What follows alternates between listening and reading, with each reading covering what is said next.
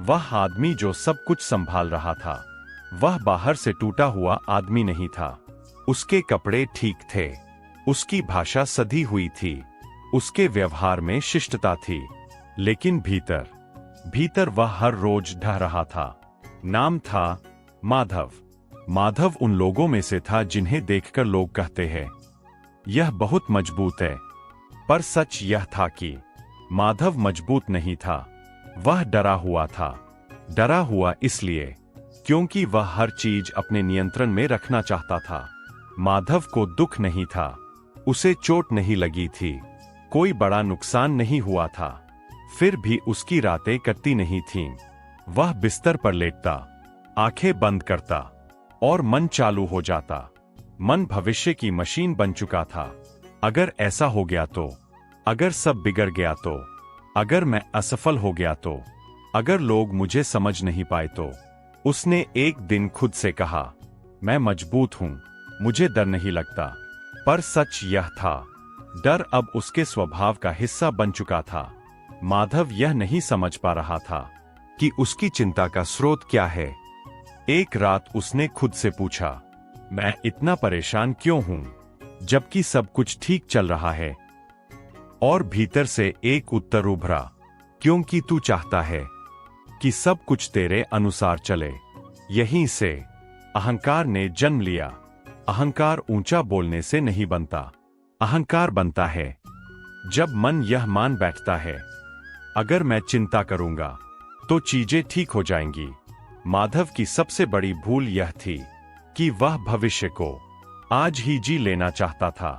वह वर्तमान में बैठा रहता, पर मन को जबरदस्ती उस कल में भेज देता जो अभी आया ही नहीं था, और फिर कहता, मेरा मन अशांत है। वह यह नहीं समझ पा रहा था कि मन अशांत नहीं है, मन अति सक्रिय है। माधव पूजा करता था, मंत्र पढ़ता था, आरती करता था, पर अब प्रार्थना भी उसे थकाने लगी थी, क्योंकि प्रार्थना अब विश्वास नहीं रही थी, शिकायत बन चुकी थी। वह भगवान से कहता, मैं सब कर रहा हूं, फिर भी आप मेरी सुन क्यों नहीं रहे? और यहीं से उसकी आत्मा और भी भारी हो जाती। एक दिन माधव ऑफिस से लौटा, शरीर थका था, पर मन उससे भी ज्यादा। वह कुर्सी पर बैठा और अचानक रो पड़ा। कोई कारण नहीं था, बस भीतर का दबाव आंसुओं में बह गया। उसी क्षण उसके मुंह से निकला, मैं अब और नहीं संभाल सकता। यह वाक्य कमजोरी नहीं था, यह सच था। उस रात माधव ने कुछ नहीं किया, न पूजा, न मोबाइल, न संगीत। वह बस चुप बैठा रहा। पहली बार उसने खुद को कुछ न करते हुए देखा, और वही कुछ बदलने लगा। अगले दिन वह यूं ही चलता चला गया, न कोई लक्ष्य, न कोई योजना। चलते चलते वह एक पुराने मंदिर के पास रुका। वहां कोई भीड़ नहीं थी, कोई घंटा नहीं बज रहा था, बस एक व्यक्ति शांति से बैठा था। माधव भी बैठ गया। कोई संवाद नहीं हुआ, लेकिन मन पहली बार लड़ नहीं रहा था। काफी देर बाद वह व्यक्ति बोला, तू बहुत ज्यादा जिम्मेदारी उठा रहा है। माधव ने पूछा, गलत क्या है इसमें? उत्तर आया, जो तेरे हाथ में नहीं है उसकी जिम्मेदारी भी तू उठा रहा है। वह व्यक्ति बोला, क्या तूने कभी श्री कृष्ण को चिंतित देखा है? महाभारत में सब कुछ तय था, मृत्यु, विनाश, युद्ध, फिर भी कृष्ण शांत थे। क्यों? क्योंकि वे जानते थे मनुष्य का अधिकार कर्म तक है, परिणाम तक नहीं।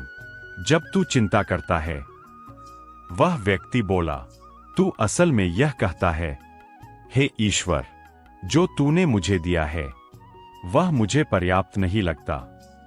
यह वाक्य माधव के भीतर गहरे उतर गया। चिंता भविष्य को नहीं बदलती।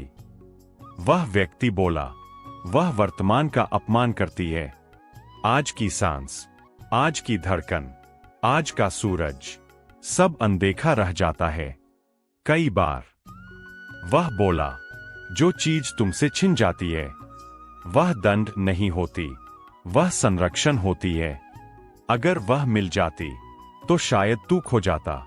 जब मन भारी हो, वह बोला, किसी से बोलने से पहले खुद से चुप बैठ। मौन में बैठा व्यक्ति कभी गलत निर्णय नहीं लेता। चिंता छोड़ने का पहला और सबसे कठिन कदम है स्वीकार। स्वीकार की हर उत्तर अभी नहीं मिलेगा। स्वीकार की हर दर्द स्थायी नहीं है। विश्वास का अर्थ लापरवाह होना नहीं है। विश्वास का अर्थ है पूरी ईमानदारी से कर्म करना और फिर परिणाम छोड़ देना। योद्धा वह नहीं जो तलवार उठाता है, योद्धा वह है जो चिंता छोड़ देता है। माधव उठा।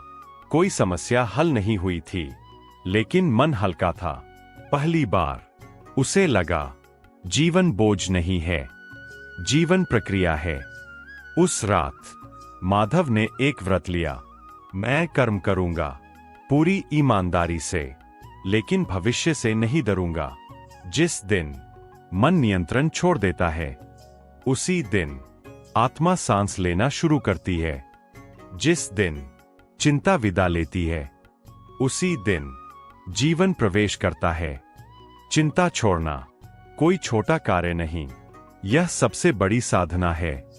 जो चिंता छोड़ देता है वह भगवान को पा नहीं लेता, वह भगवान में विश्राम करने लगता है। शांत रहो, विश्वास रखो और आगे बढ़ते रहो। जय श्री कृष्ण। Folded hands.